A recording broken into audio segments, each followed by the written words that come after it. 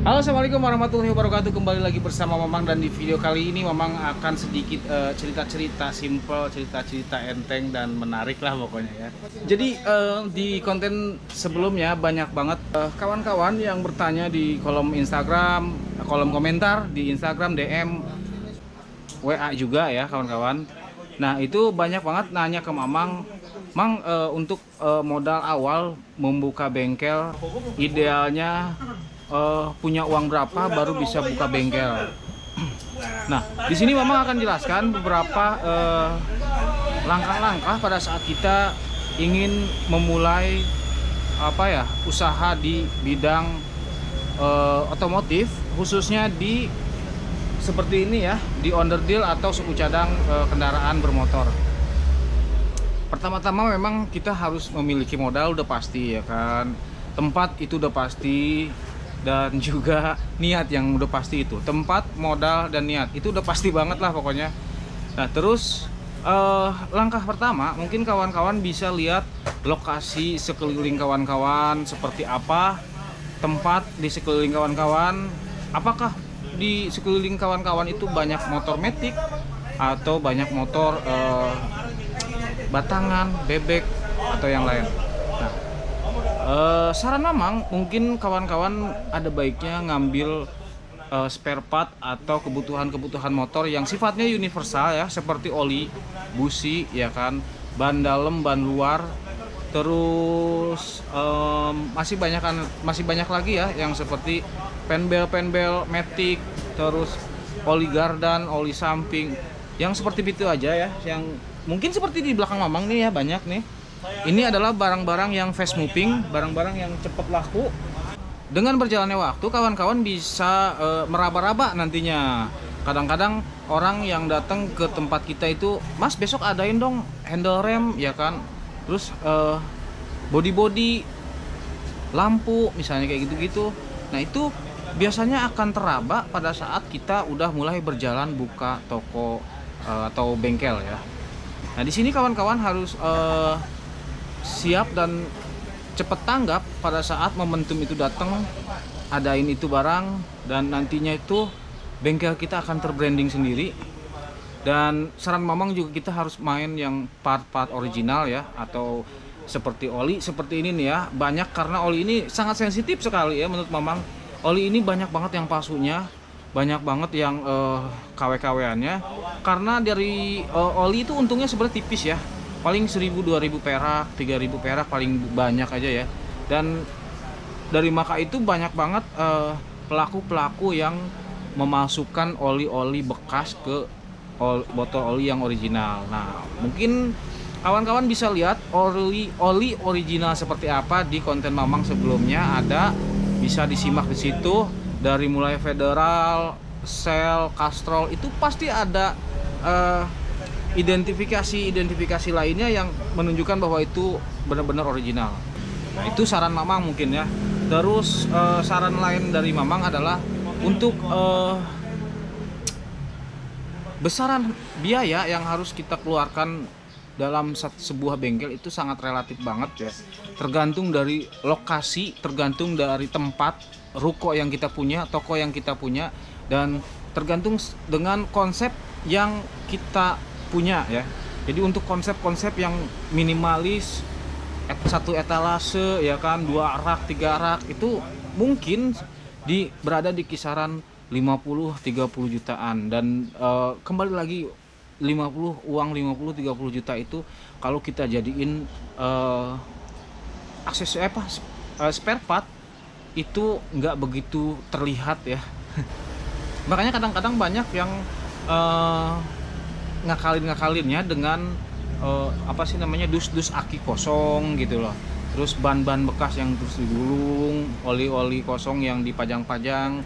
Atau dulu juga Mamang pernah diskusi sama juragan aksesoris spare part di Ciledug. Itu pernah dia itu awalnya jual berbagai macam aksesoris biar rame banget tokonya, terus lama-kelamaan dia dirubah haluannya menjadi jualan spare part, karena memang untuk spare part ini lebih besar modalnya ketimbang jualan aksesoris. Oke, jadi Mamang ini udah langsung sama pakarnya ya kan.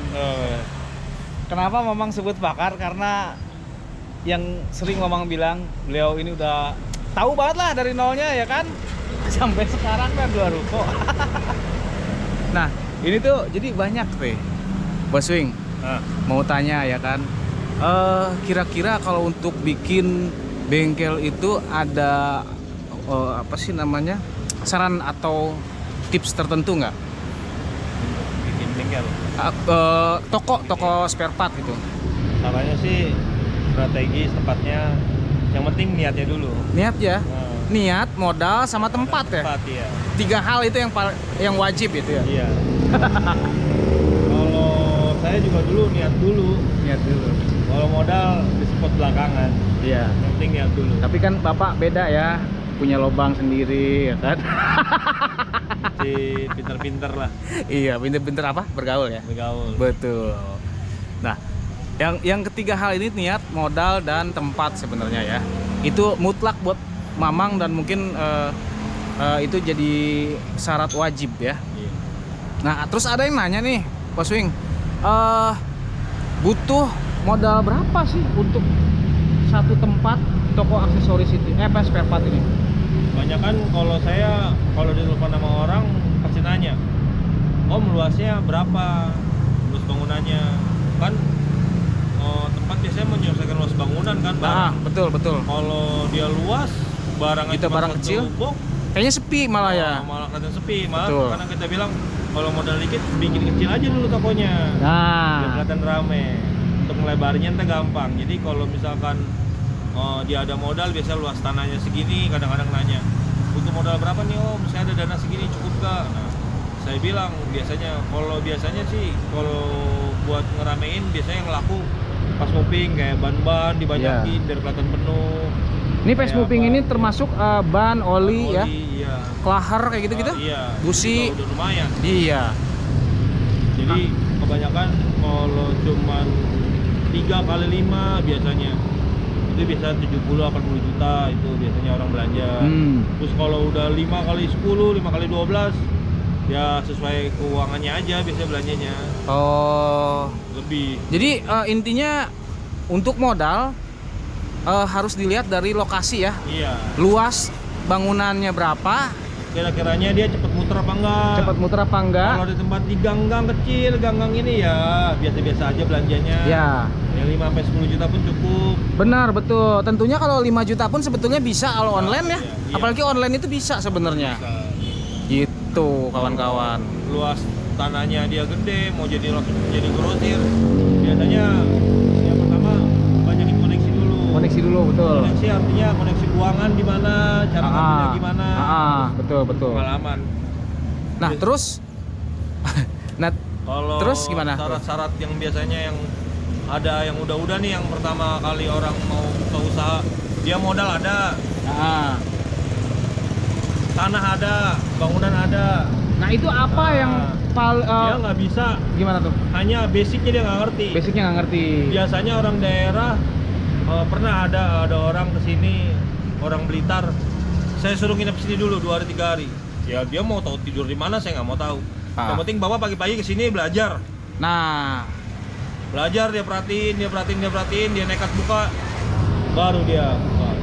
Dia belajar karena dia tahu, oh harga orang perorangan ngasih harganya segini, oh ngasih harga buat bengkel tuh segini. berarti segini. sama Bos Wing dimentorin dong. Iya, kadang-kadang jangan saya yang disuruh nginep di sono. Betul. Saya juga punya toko.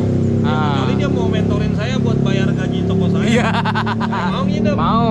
Itu beda hal ya. Nah, Betul. Ini udah minta diajarin, saya lagi yang disuruh nginep. Tapi berarti kalau misalnya nih ada orang dari Papua misalnya ya kan, mau minta dimentorin. Maksudnya kalau buat untuk ngirim mungkin bisa-bisain ya. Misalnya pakai kargo apa yang biasa ke sana, dia juga di sini disamain. Misalkan di sini ada yang sanggup ngirim untuk ke sana, untuk ke Papua. Nah, biasanya sesudah itu dia minta nih cara dagangnya gimana. Biasanya ada yang dia nggak sempet kesini, pihak Bypod. Nah, biasa saya jual di Jakarta segini. Misalnya kan dihitung ongkosnya, jadinya berapa dijualnya gitu. Terus kalau ada orang nih dari misalnya dari Palu lah, taruh lah gitu, dari luar Jawa, Bos Wira, saya mau minta dimentorin dong sekaligus. Saya mau ke Jakarta langsung minta dimentorin sama Bos Wira, gitu misalnya. Biasanya kadang Mau nggak? Ya mau Repot aja. sih. Mau aja ya.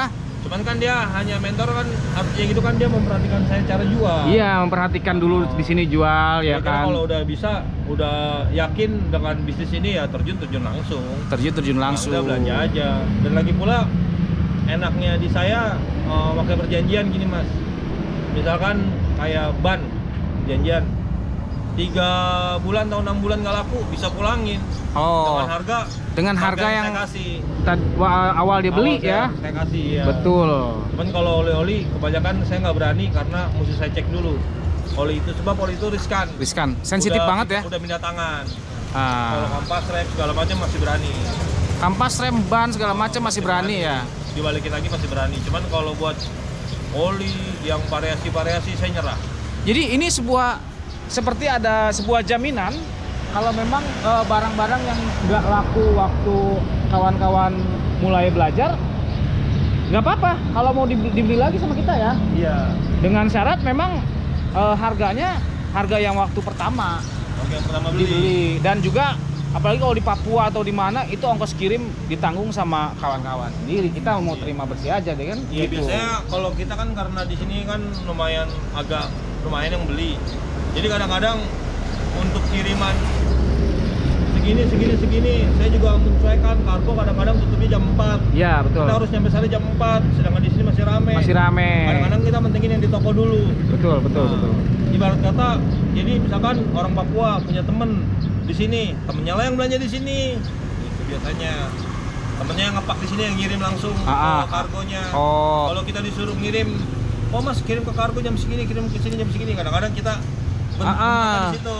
Jadi tuh harus kawan-kawan misalnya yang dari luar daerah, luar pulau bisa langsung nyuruh orang aja ke sini untuk ngurus pengirimannya barangnya ya kan. Jadi biar barang kawan-kawan juga cepet nyampe. Ada yang ngurusin di sini, jangan kita yang ngurusin ya. Karena takutnya kita nggak takutnya kita nggak telat lah gitu ngirimnya. Bener. Dan mungkin kawan-kawan yang mau bertanya silahkan tanya di kolom komentar atau langsung ke nomor kontaknya Bos Wira ini. Tapi jangan satu syarat, ada waktunya ya bertanya. Jadi jangan terlalu banyak bertanya juga, karena kita juga banyak pekerjaan yang harus diurus ya. Iya. Gitu. Cukup 1-2 kali aja yang mungkin kawan-kawan bisa diwakili oleh Mamang. Untuk penjelasan kawan-kawan bisa nonton video-video Mamang aja begitu. Nah, jadi kalau udah mateng baru deh bisa langsung kontak Bos Wira buat pemesanan barang apa aja segala macam. Untuk barang mah apa aja ada sebenarnya ya. Iya. Apa aja ada, Bian? Bos? Untuk barang mah apa aja ada. Ada. Udah nyari-nyari nggak ada. Oke. Nah, ada ASB. Nah, oke, jadi seperti itu kawan-kawan. Nah, terus misalnya nih, Bos, dia udah tempat udah ada, ini udah ada, uang udah ada ya kan. Pokoknya udah siap semua, tapi kawan-kawan banyak yang minta saran untuk awalan kita baiknya itu jualan seperti apa? Entah fast moving dari ban, oli atau apa gitu. Misalnya gitu. Kalau saya biasanya nyobain yang pasti kan kita kan juga punya motor ya. Ya. Biasa saya kalau itu berkaca dengan sendirinya. Oh, oli. Sering ya. Nanti sering. Pasti sebulan sekali tuh. Ya. Terus ban kalau udah habis nggak mungkin dia bisa didaur ulang. Saya beli ban. Nah, kalau untuk variasi-variasi saya ngelihat yang lakunya bisa lama kayak spion. Betul. Kayak bohlam-bohlam. Nah, itu kebanyakan saya stok karena kemungkinan harganya harga turunnya tuh agak lambat dibanding dengan kayak jenis-jenis yang lain, variasi yang lain. Kayak variasi yang tameng-tameng kayak itu cepet ya. Nah, cepet turunnya karena itulah yang saya jaga. Kalau kayak spion ori, handle terus hand grip gitu ya. Itu masih bisa disimpan lama ya, dan itu nggak takut. Sesuatu nggak bakal booming lagi. Nggak kemakan zaman itu, iya. betul. Karena apalagi sekarang banyak banget yang restorasian kayak gitu-gitu, itu penting banget gitu. Jadi intinya barang-barang yang fast moving yang sehari-hari atau orang itu cepet banget butuhnya ya. Iya. Oli, kampas ganda, kampas rem, terus ada banyak deh pokoknya gitu ya, Iya. fast moving itu. Mungkin seperti itu aja. Terima kasih Bos Wing, aduh jadi Iya. ngerepotin ya kan. Dan buat kawan-kawan mungkin yang mau bertanya lebih lanjut silahkan aja langsung di kolom komentar atau DM di Instagramnya Mamang, atau bisa langsung ke WA-nya Bos Wira. Tapi dengan satu syarat ya, apalagi Bos Wira nih orang sibuk banget ngurusin pesanan sono sini. Jadi mungkin pertanyaannya yang udah pasti-pasti aja ya. Jangan terlalu bertele-tele gitulah. Karena yang udah kebanyakan yang bertele-tele, yang ujung-ujungnya cuma ngadu harga gitu ya. Tapi nggak masalah buat kita gitu. Cuman banyakan kita tuh skip aja dulu kalau kayak gitu, karena kita harus ngurusin yang lain. Oke? Terima kasih Mas Wing. Ya. Mudah-mudahan maju lagi. Ini kan udah nambah satu ruko lagi. Insya Allah nih jajaran semua ini ruko buat sinar rezeki. Amin ya rabbal alamin ya kan. Karena naiknya cukup pesat juga. Nggak ada setahun udah jadi 2 ruko loh, gila. Tapi padahal ngumpulinnya udah lama ya kan duit.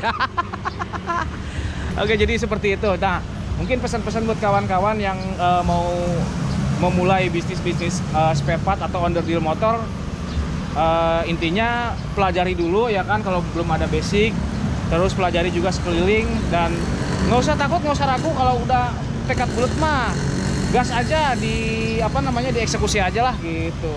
Nah, buat kawan-kawan yang suka dengan video-video Mamang, silakan di share, terus di like, biar yang lain juga tahu bahwa bisnis spare part ini lumayan menjanjikan kalau kita bisa maintenance.